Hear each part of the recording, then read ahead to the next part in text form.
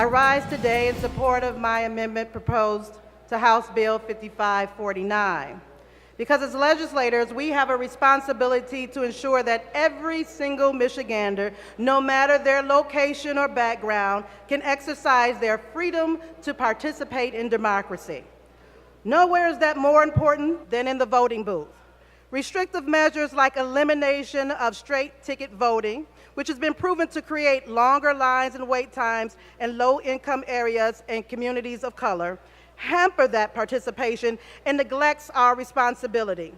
That's why I stand today in support of my amendment to allocate funding to ensure communities impacted by the ban have the resources they need to guarantee everyone who wishes to vote can vote.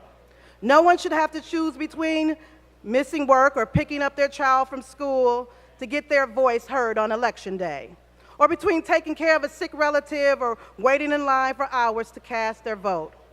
If straight ticket voting is no longer on the ballot, then we need to make sure that communities that will be adversely affected have access to voting machines and resources required to continue efficient and expedient voting.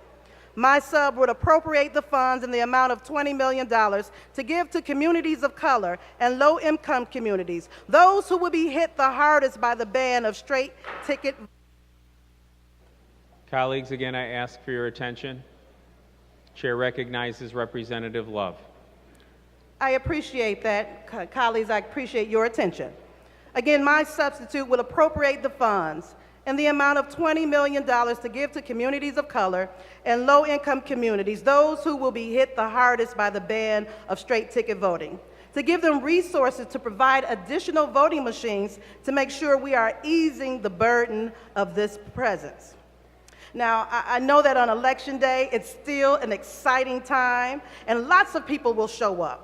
But the elimination of straight ticket options can be prohibitive and create long lines and wait times, and that's a reality for thousands of people across our state.